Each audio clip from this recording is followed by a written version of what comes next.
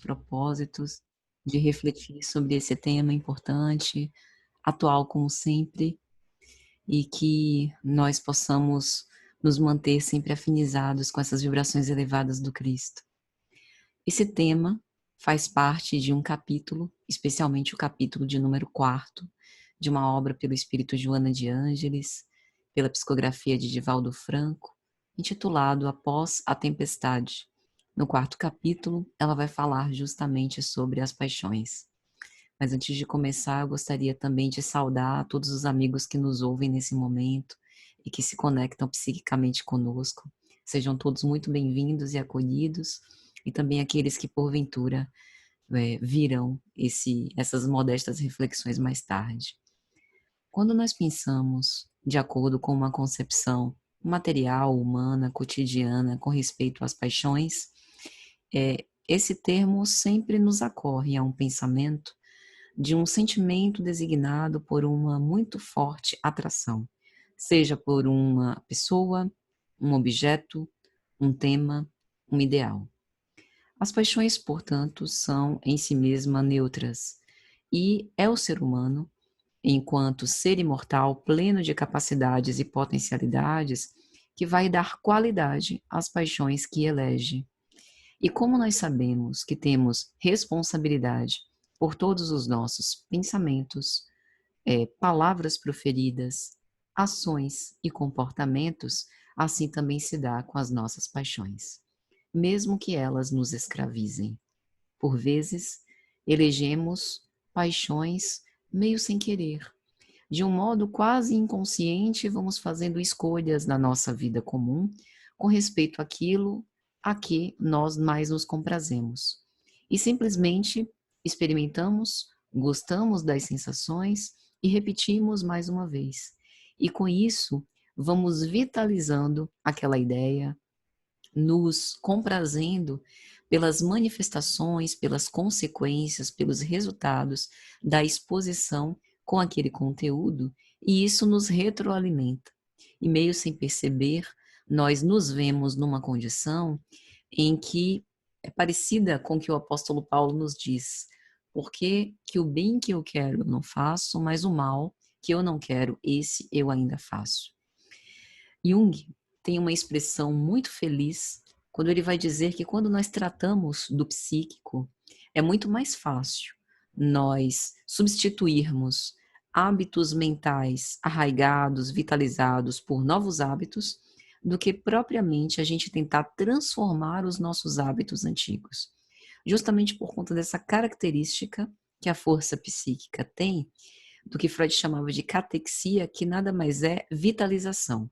Eu penso em determinado assunto e aquilo acaba dominando as minhas forças, direcionando-as, canalizando-as, assim como as minhas pulsões ou impulsos, pendores, né, para que eu possa insistir naquilo com que eu me sinto temporariamente confortável. Mas como nós não permanecemos estanques, somos espíritos imortais em constante evolução, queiramos ou não queiramos, porque a lei de progresso, como a gente vai ver em O Livro dos Espíritos, por Allan Kardec, é uma das leis morais ou leis divinas, e portanto a gente evolui sempre, mesmo contra a nossa vontade. Então, queiramos ou não queiramos, nós sempre estamos nos transformando de algum modo. As experiências vão nos dando essa sortidez muito grande de lições a serem aprendidas ou repetidas. E assim, aquilo pelo que nós fomos um dia apaixonados, por vezes não somos mais. E por conta deste hábito de tê-lo vitalizado por muito tempo, às vezes isso se torna com características bem próximas de um vício. Um vício, quando ele se instala, há uma espécie de desvanecimento subjetivo. Quando eu desenvolvo uma compulsão por alguma coisa, uma obsessão por alguma ideia, por algum elemento químico, é como se naquele momento eu me ausentasse de mim mesma, tentasse reprimir as ações da minha própria consciência, onde estão íncitas as leis de Deus e, portanto, onde há esse censor mais ou menos severo, crítico das minhas próprias ações e eu simplesmente buscasse apenas aquela satisfação. E por vezes, essa satisfação não é propriamente próxima de uma aventura, de um sentimento de felicidade ou planificação. Quantos de nós repetimos velhos hábitos sentindo uma satisfação meio estranha, como se a gente intuísse que tem alguma coisa de errado, mas eu simplesmente repito e não sei porquê e eu tento me livrar e não consigo, que é justamente a questão do apego. O apego geralmente vem depois de práticas reiteradas e insistentes, ao nutrir psiquicamente esse investimento num determinado objeto, pessoa ou ideia, de modo que eu me sinto aprisionado. Então, é o que Joana de Ângeles, em outra obra, na obra Viver e Amar, vai chamar das paixões escravocratas ou agentes escravocratas. Eu acabei servindo a um senhor que me dominou. Eu tinha a presunção do controle. Bebo, mas sei o ponto de parar. E cada vez mais envolvida, né, por exemplo, com essas manifestações, com as sensações do meu corpo, com a desinibição, com o fato de eu manifestar um lado reprimido de Patrícia e que pelo efeito desinibidor do álcool isso me encoraja a ousar mais, isso tudo vai me incentivando e quando eu vejo, perco o controle. Não tenho mais como controlar. Por quê? Porque a ação química no meu cérebro já me dá uma satisfação muitas vezes superior do que aquela que eu experimento sóbria. Então, na comparação, é impossível vencer. Então, isso só para citar um exemplo físico, mas a gente preferivelmente está falando de paixões e, sobretudo, esses agentes viciantes sob o ponto de vista psíquico, né? Em que a gente tem essa sensação de que precisa daquilo, daquele ou de uma determinada ideia para poder existir. Paixão também pode ser considerado um vívido interesse ou admiração por um ideal, por uma causa ou por uma atividade. E talvez um dos termos mais frequentes da gente pensar quando falamos em paixão seja a própria paixão do Cristo, que deu início, inclusive, a filmes, séries, livros que falam sobre esse ciclo final do messianato do Cristo, desde quando ele entra em Jerusalém, aclamado pela multidão, até o momento em que ele é apregoado na cruz entre dois ladrões na crucificação. Esse momento da paixão, etimologicamente, paixão vem de pássio, sofrimento, marcam os episódios que medeiam a última ceia e a morte na cruz. Aquele momento em que os seus discípulos mais caros revelam-se como são seres humanos imperfeitos, como nós também somos. Tem o fenômeno da entrega, né, de Judas em relação ao Cristo, aos judeus. Tem o fenômeno da negação de Simão Pedro, do afastamento dos discípulos e aos pés da cruz, Maria, sua mãe, João, Maria Madalena e mais algumas senhoras que se compadeciam daquela situação. Então, esse termo pássio, sofrimento, é muito interessante porque indica que a paixão, de certo modo, pressupõe uma entrega total do ser, tanto para as paixões mais elevadas, edificantes. A gente utiliza o mesmo termo da paixão quando a gente pensa num ideal de Madre Teresa de Calcutá, de Irmã Dulce, de Mahatma Gandhi e tantos outros mártires, né, que nós admiramos em relação às grandes paixões que foram movidas com o objetivo de esparzir esse amor por toda a humanidade, criando laços de fraternidade legítima. Também são paixões. Então, vejamos o poder do ser humano de direcionar e de destinar a sua força psíquica, a sua alavanca da vontade, a sua capacidade de edificação construtiva, se o quiser.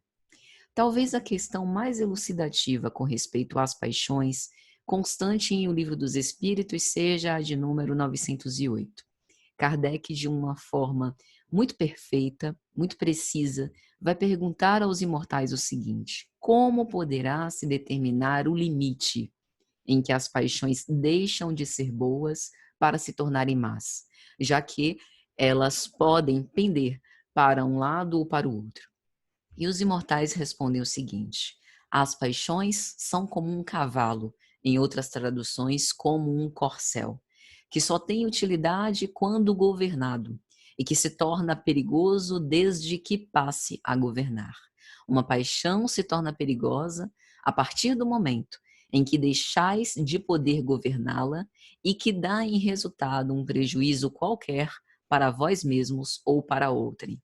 E com base nisso a gente poderia pensar, mas como eu sei o limite de entrega que eu posso ter para um ideal, para uma pessoa, para um objeto, a ponto de ter a certeza de conhecer a mim mesma de modo a garantir, deste ponto eu não passo. Como eu posso ter garantias de que efetivamente eu vou conseguir disciplinar a minha vontade? De que eu vou caminhar até um determinado ponto em que aquela paixão me seja construtiva e a partir disso fique desregrada. Bem se vê o quanto é difícil para um espírito imortal ponderar sobre essas coisas.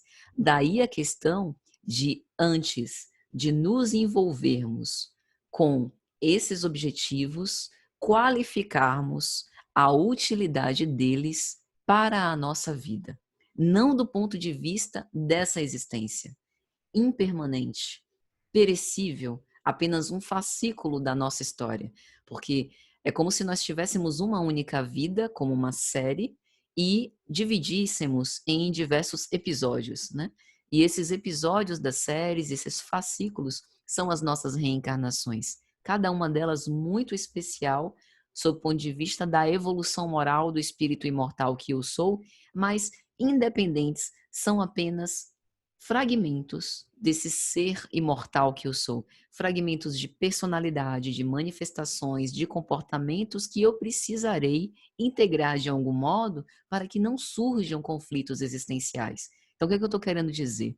Eu posso ter predisposições viciantes em diversos caracteres que podem me fazer desgovernar com as minhas paixões.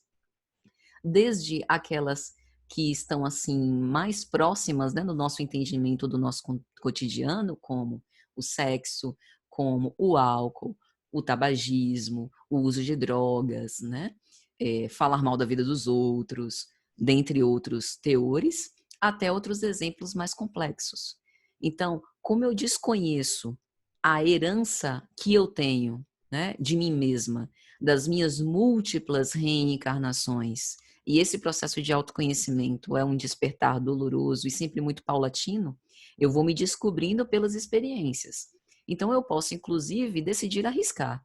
Eu vou tentar para ver se eu tenho controle sobre isso. E se depois da primeira dose, da primeira jogada, da primeira tentativa, da primeira experiência, eu perceber que não tenho controle? Lá se foi o prejuízo. Daí o fato da gente analisar antes do envolvimento a qualidade disso para o ser espiritual que eu sou. Então, não observar apenas a vida presente. Esse pensamento materialista de observar apenas a eleição das paixões sob o ponto da vista presente é muito usual na sociedade em que vivemos, marcadamente materialista, egocêntrica, individualista, narcísica, exibicionista. Nós vendemos o tempo inteiro sensações. É só observar os anúncios nas redes sociais, na TV, na internet como um todo. É a sensação de felicidade, a sensação de prazer, de usar uma roupa, de sorver uma bebida, de comer alguma coisa que nos pareça apetitosa, de ter audiência e destaque por expor um determinado conteúdo. Sempre estamos em busca de sensações, mas poucas vezes nós nos atemos a conteúdos que digam respeito à essência do ser espiritual que nós somos, né? Basta a gente observar o que está nos trend topics do Twitter por agora, o que é mais falado no Facebook nesse momento. Será que são conteúdos edificantes sob o ponto de vista de amanhã isso vai ser relevante para o meu processo de aprimoramento moral, ou é algo que amanhã já vai perder o sentido porque estará desatualizado frente a outras manifestações que vão surgir. Então, essa análise crítica, sincera, sensata, ela precisa de algo que o Cristo nos ensinou a fazer: vigilância. Vigilância sempre.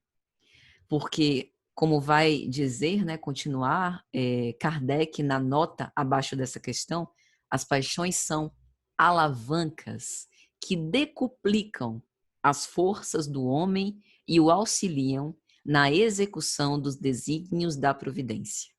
Se o homem, porém, em vez de as dirigir, deixa que elas o dirijam, cai o homem nos excessos, e a própria força que, manejada pelas suas mãos, poderia produzir o bem, contra ele se volta e o esmaga. É como se nós abdicássemos e outorgássemos do direito de conduzir as nossas vidas a algo que não tem sentimento, que não tem significado, que não sabe para onde nos levar enquanto espíritos imortais. A gente pode fazer isso deliberadamente ou apenas para testar, para usufruir daquele momento. Então, as paixões sendo grandes alavancas, bem se vê que elas são fontes motoras de grandes conquistas. Os mais belos ideais de fraternidade, de humanidade que a gente testemunha, foram movidas por grandes paixões. Quando a gente analisa, por exemplo, Viktor Frankl, sobrevivente dos campos de concentração, psicólogo, que mais tarde funda a logoterapia, nutrindo uma esperança contra todas as estatísticas que o levariam ao extermínio, tanto físico quanto psicológico, dele precisar viver o enfrentamento de lutos muito dolorosos de pessoas bem próximas que as suas. Como eu posso afirmar que ele sobreviveu se eu não considerar uma grande paixão pela própria vida? Dar significado à sua própria existência, movendo esses recursos invisíveis e que muitas vezes o ser desconhece que tem, com o objetivo de fazer grandes transformações no mundo e em si mesmo. Então, as paixões, elas não levam a gente a construir apenas templos de pedra, grandes obras físicas de benemerência, mas nos levam a nos transformar intimamente. Como a gente falou, Madre Teresa de Calcutá, Irmã Dulce, o próprio Divaldo Franco, esse filantropo admirável dos nossos tempos, são movidos, né? Foram e são movidos por grandes paixões. E essas paixões têm como contributo esse grande legado para a humanidade das obras de caridade com base no sacrifício pessoal. No entanto, essa mesma força poderia ter sido dirigida para outros fins e com o mesmo afinco, com a mesma força, ao invés de uma obra admirável, nós poderíamos contemplar uma obra digna da nossa piedade, da nossa lamentação, como a gente vê, por exemplo, os assassinatos em massa, os genocídios já ocorridos na história, não preciso aqui nem citar nomes, né? Eram também representantes, muitas vezes, de uma massa anacéfala que, envolvidos por paixões más, acabaram esparzindo destruição em torno dos seus passos. Então, como vai dizer Kardec, todas as paixões têm o seu princípio num sentimento ou numa necessidade natural. O princípio das paixões não é mal, pois assenta numa das condições providenciais da nossa existência. A paixão propriamente dita é a exageração de uma necessidade ou de um sentimento. Está no excesso e não na causa. E este excesso se torna um mal quando tem como consequência um mal qualquer. Uma das coisas que eu acho mais extraordinárias nos escritos de Kardec, nas obras da codificação, é que ele se preocupa em explicar os termos que utiliza, justamente para que a gente não deturpe o significado das coisas que ele diz. No senso comum, se a gente for falar de paixões, normalmente a gente vai se remeter a algo avassalador, em que a gente perde a consciência, o discernimento e faz loucuras. mas essencialmente as paixões não são necessariamente esses exageros, mas grandes potências da alma direcionadas para fins que podem ser mais ou menos nobres. E ele finaliza dizendo: toda paixão que aproxima o homem da natureza animal o afasta da sua natureza espiritual. É importante a gente ponderar que, como nós somos seres trinos, então corpo, espírito, perispírito, como é dito em o próprio livro dos Espíritos, o corpo também influencia nessa nossa existência atual, no espírito. Assim como o espírito também tem proeminência, prevalecência sobre o corpo. Mas essas manifestações e a própria repercussão das sensações, ela é real. E dizer o contrário não significa necessariamente sublimação. Às vezes a gente ouve muito esse discurso na doutrina espírita. Na doutrina espírita não, me perdoe. No movimento espírita, por conta de nós termos abraçado a filosofia moral do Cristo e, através da doutrina espírita, termos a explicação para uma série de questões que nos habitam e que permaneciam sem resposta, a gente, a partir de agora, quer se tornar espírito puro, não incorrer mais nos velhos erros e partir para uma condição melhor. Esse esforço é muito nobre, né? E movido por essa paixão de ser melhor amanhã do que na véspera, é que a gente evolui. Kardec define que este é o verdadeiro espírita. Mas há alguns um pouco mais extremistas, a ponto de quererem repetir o equívoco das religiões, principalmente na Idade Medieval, de tentar reprimir os nossos impulsos sobre essa natureza animal, como se isso resolvesse o problema. Isso não é sublimação, isso é castração. Na obra Vida e Sexo pelo Espírito Emmanuel, a psicografia de Chico Xavier, por exemplo, ele vai dizer, em matéria do sexo, não negação, né? Nem desenfreamento total, mas disciplina. E essa disciplina é conquistada à custa do nosso esforço nas experiências.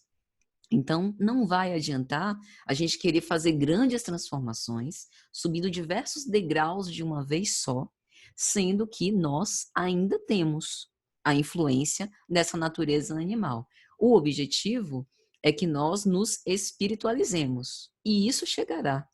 Faz parte do próprio processo de humanização. Nós agora estamos estagiando no reino nominal. O Cristo figura-se para nós como o modelo do homem integral. Então, é o modelo que nós estamos tentando copiar-lhe os atos, né? Das suas vivências, de como ele procedia nas diversas situações. Durante esse processo, aos poucos, nós vamos paulatinamente vencendo alguns pendores que nos deixam mais aprisionados a essa natureza reativa, defensiva, do que aquela plenificada, que se consolida no Cristo. Mas esse processo também é devagar. Então, todo sentimento, diz Kardec, que eleva o homem acima da natureza animal, denota predominância do espírito sobre a matéria e o aproxima da perfeição. Olha que dica importante que Kardec está dizendo.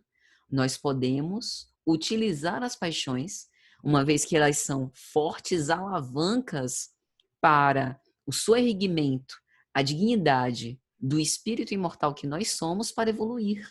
Se elegermos ideais dignificadores, edificantes, nós estaremos envolvendo uma forte potência para que possamos evoluir como espíritos imortais e fazer com que haja a predominância do espírito sobre a nossa natureza animal. É uma das formas também da gente vencer tudo isso.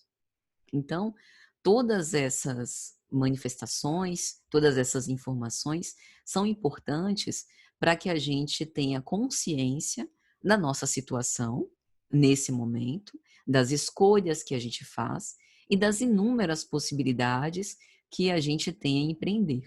Ainda na introdução de O Livro dos Espíritos, Kardec também vai dizer que os espíritos pertencem a diferentes classes e não são iguais nem em poder e nem em inteligência, nem em saber, nem em moralidade, e aqueles mais distanciados da perfeição, a perfeição relativa, que é dada ao homem alcançar. Dentre esses, estamos aqueles de categorias inferiores, né? E que na maioria das vezes somos eivados de más paixões. O ódio, a inveja, o ciúme, o orgulho e todos os seus filhos.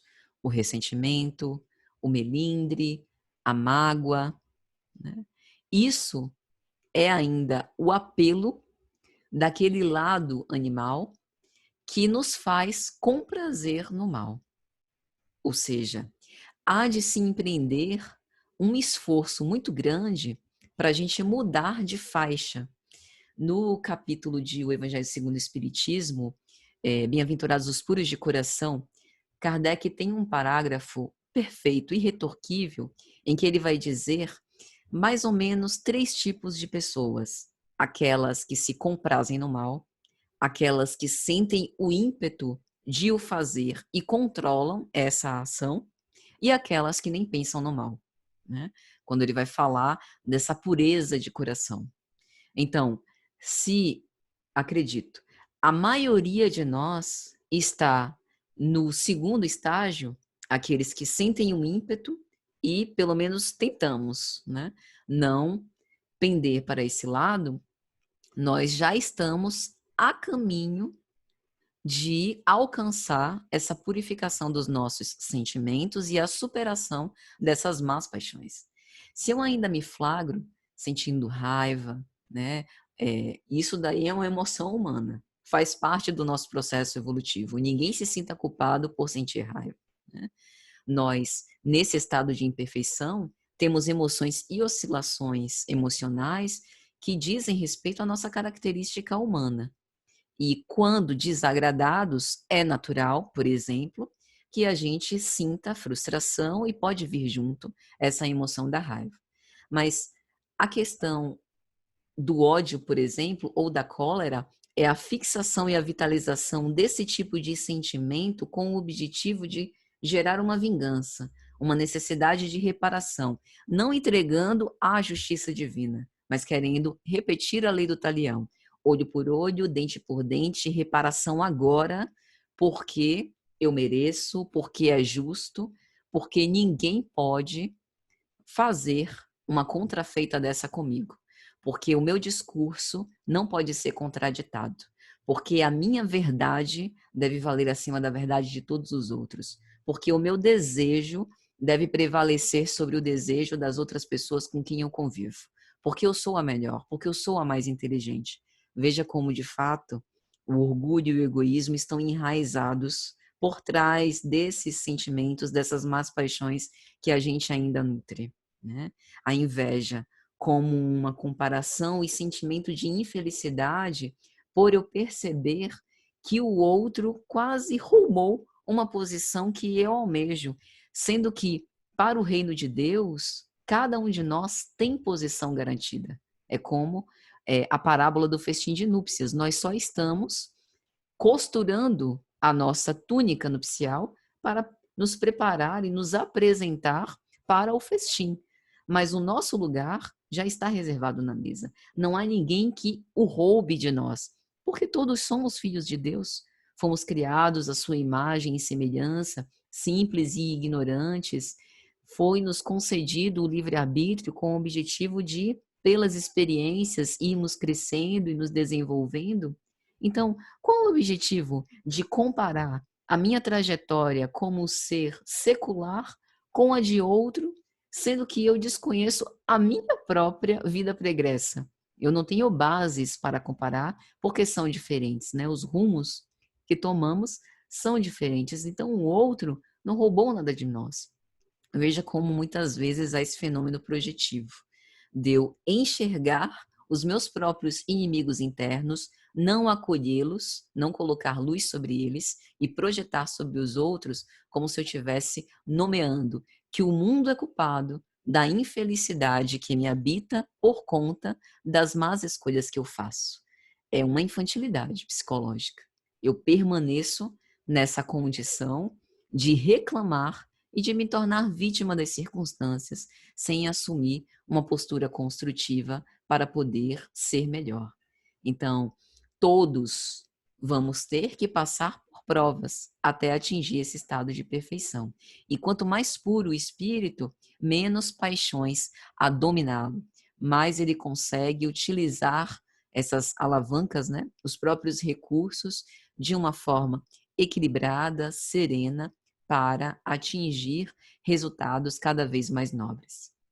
E Kardec também vai dizer, na questão 257, que é o ensaio teórico da sensação dos espíritos, que os sofrimentos deste mundo independem algumas vezes de nós, mas muito mais vezes são devidos à nossa vontade. Quando a gente remonta à origem, a gente vai ver que a maior parte dos nossos sofrimentos são efeitos de causas que nós poderíamos ter evitado. Ou seja, está nas nossas mãos nos libertar dessa influência. E aí vem a questão do desapego. Nós temos o livre-arbítrio, o que, por conseguinte, nos faculta a escolha entre fazer ou não fazer. Domar as nossas paixões animais definitivamente não é algo fácil, nem que a gente consegue do dia para a noite. Mas a gente pode começar não alimentando ódio, inveja, ciúme, ressentimento, orgulho, vaidade. A gente pode empreender esforços hoje para que possamos não deixar-nos dominar pelo egoísmo. Como? Analisando os nossos pensamentos e corrigindo-os. Se eu me coloco num pedestal, como se houvesse um abismo imenso entre eu e o outro, eu preciso avaliar com muita sinceridade se essa condição é uma condição que eu almejo ou a condição real em que eu estou. Porque purificando-nos, ou seja, nutrindo bons sentimentos e vendo a nós mesmos com realidade, é a oportunidade que a gente tem de operar com mais assertividade e segurança para a mudança que a gente quer empreender. Praticar o bem nos dá também uma grande força com o objetivo de domar as nossas más paixões. Quando a gente pratica o bem, a gente se constrange, tanto porque praticar o bem nos coloca em condições muito especiais no contato com o outro. Por exemplo, se eu escolho para praticar o bem distribuir, né, alguns franéis de alimentos para famílias em condição de vulnerabilidade social, de miserabilidade muito extrema, eu começo a repensar a gratidão que ainda não desenvolvi pelo pão de cada dia na minha mesa, que para mim parece uma condição óbvia e fácil, e que para aquele que é como eu, ser humano, criado à imagem e semelhança de Deus, posto na vida no planeta de provas e expiações, não é uma condição sempre satisfeita. Às vezes, precisa pular refeições porque não tem o que comer. Às vezes, passa dias sem comer à espera da beneficência de alguém que tenha condições melhores que a dele. Isso me constrange. O próprio sentimento de piedade, como vai dizer o Evangelho, tem algo desprazeroso, mas ao mesmo tempo os Espíritos dizem que nós não enfraqueçamos a nossa caridade por isso. Nos apropriemos desse sentimento, desprazeroso, porém clemente, para que a gente se aproxime da dificuldade. E assim reconheça também as nossas próprias dificuldades. Talvez não naquela ordem, mas em outros tipos, porque, inevitavelmente, todos nós temos carências. Praticar o bem também nos constrange, porque nos coloca numa situação muito interessante, em que a gente vai pretensamente auxiliar o outro e se percebe beneficiado. Eu fui ajudar aquele que estava numa condição de desamparo, pense, por exemplo, conversar, acolher, escutar um órfão ou alguém que padece de uma grande solidão, e eu me senti preenchida. Que fenômeno estranho! Como isso funciona? O amor que eu reparto se multiplica. Então, isso me coloca numa condição de perceber as potencialidades que eu disponho e muitas vezes eu desperdiço na vida normal. Seja porque eu não tenho tempo, porque eu vivo sempre em ritmo acelerado, porque eu acho que parar para escutar vai demorar demais ou não vai surtir o efeito desejado. Então isso também pode nos levar a uma mudança de postura e, sobretudo, nos fará observar as coisas desse mundo com uma importância muito relativa e que muitas vezes sem importância merecida em relação às nossas aspirações sob o ponto de vista espiritual. Que não nos escandalizemos, por exemplo, né, com a ignorância, com a violência, com o preconceito que a gente ainda vê graçar. Porque se esses filhos do ódio têm pululado na nossa sociedade, significa uma carência, pouco amor sendo feito. Então, quando a gente se detém nesses expedientes tristes, depreciativos, a gente deixa de fazer o bem. E é justamente os nossos atos de amor, sermos movidos por essas paixões, por um ideal que a gente elege e que seja edificante, que vai nos nutrir e fazer com que os frutos das nossas ações possam alimentar também outras pessoas. Tem uma questão interessante que foi muito veiculada nas redes sociais nesses tempos por conta da guerra entre a Ucrânia e a Rússia, que é a questão 742 de O Livro dos Espíritos, que fala sobre guerras. Kardec pergunta o que impele o homem à guerra. E os imortais vão responder: predominância da natureza animal sobre a natureza espiritual e transbordamento das paixões. É justamente o que a gente falou no início. A paixão é como um cavalo, em que eu preciso exercer domínio sobre ele para que ele me seja muito útil. Senão, ele pode promover o meu desregramento completo. Então, que a gente possa pensar sobre cultivar esses bons sentimentos com o objetivo de que possamos nutrir as boas paixões. E aí, falando agora brevemente sobre o que Joana de Ângeles Espírito nos elucida nessa mensagem do livro Após a Tempestade, capítulo 4, Paixões, ela começa dizendo: a força da emotividade que propele o homem à paixão procede do íntimo do ser espiritual. Isso é muito importante.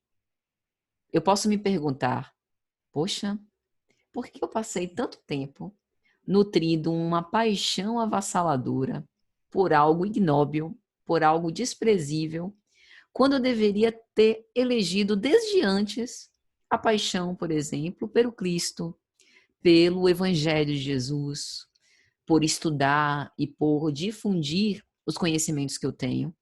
Simples. A paixão procede do íntimo do ser espiritual. E a nossa progressão espiritual não dá saltos. É necessário também que a gente valorize o poder da experiência. Às vezes, quando somos espíritas, nos culpamos muito pela nossa vida pregressa nesta vida. Os hábitos que cultivamos por muito tempo. Meu Deus, que vergonha, eu me comprazia com aquele tipo de coisas, sendo que eu já deveria, estar nesse ideal há muito tempo. É o processo. E a gente também precisa aceitar isso. Nem sempre a gente aprende pelos próprios erros. Às vezes, os erros dos outros podem ser absorvidos por nós. Mas até para isso, é necessária uma maturidade que, infelizmente, nem todos nós dispomos. Então, é muito melhor, com o objetivo de não mergulhar na culpa injustificável, que a gente aceite. O passado eu não posso modificar, mas posso agir agora no presente para lançar para o futuro as sementes que eu quero ver germinar e florescer. Então, eu preciso aceitar que essa minha emotividade tinha fontes um tanto quanto desregradas. E agora, reconhecendo melhormente as minhas próprias capacidades, eu posso nutrir paixões e ideais mais edificantes. Joana vai dizer que quando o ideal de edificação do bem, sob qualquer aspecto manifestado, se apresenta forte e dominador, é a paixão que arrebata a criatura, fazendo-a alterar rotas, remover obstáculos, vencer problemas. Talvez o exemplo mais emblemático disso seja Saulo de Tarso. Saulo de Tarso, antes de dedicar-se ao Evangelho de Jesus, definitivamente era movido por más paixões. Tornou-se o mais cruel perseguidor do cristianismo primitivo, com requintes de crueldade narrados na obra Paulo e Estevão pelo Espírito Emmanuel. Submetia os cristãos a sessões de tortura para que eles confessassem o que não fizeram, para que eles denunciassem outros cristãos que houveram fugido, com o objetivo dele tentar aplacar o seu ódio com o derramamento do sangue de outros seres humanos. Mais tarde, entretanto, quando percebe que aquele Cristo que ele buscava perseguir e que ele dizia que era o causador de todos os infortúnios na sua vida, lhe aparece majestoso, ele percebe que era o Messias que ele, enquanto judeu, tanto aguardava. E se rende a essa paixão pelo ideal cristão, e nós todos somos testemunhas e admiradores do quanto Paulo de Tarso produziu e que ainda hoje nos emociona, porque quando nós lemos as suas epístolas, parecem cartas vivas falando desse ideal que ele nutria, né? Parece até uma transferência de toda aquela emotividade, de todo aquele entusiasmo, daquela força, daquela coragem que Paulo protagonizava. Então é isso. Os ideais edificantes, né? Toda essa força que ele já detinha, estava enviesado. Quando ele soube direcionar para um ideal construtivo, foi capaz de grandes realizações.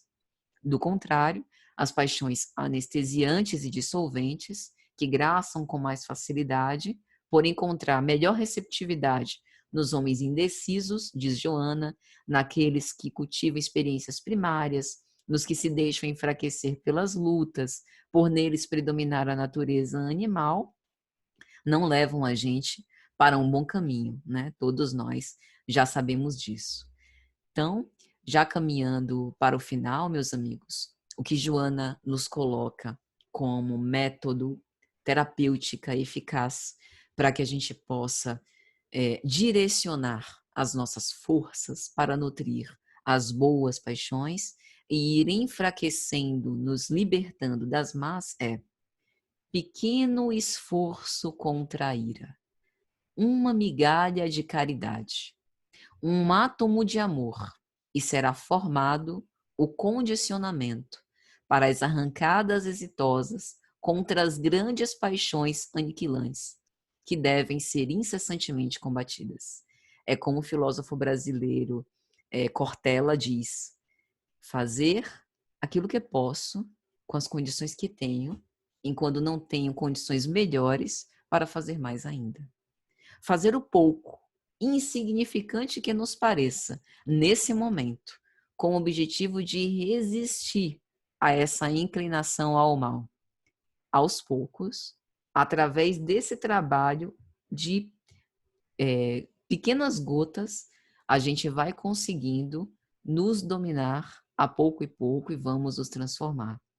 Um pensamento feliz, uma palavra cortês, um gesto de carinho, um aperto de mão, e desabrocham aí os pródromos das paixões de fraternidade por um mundo melhor. E assim a gente vai se tornando imitadores autênticos do Cristo, esperando que a contribuição da nossa boa vontade possa gerar resultados para que as paixões dissolventes desapareçam de sobre a terra e só reste essa paixão por ideais elevados. É mais ou menos isso. Gostaria de agradecer penhoradamente mais uma vez e fico à disposição.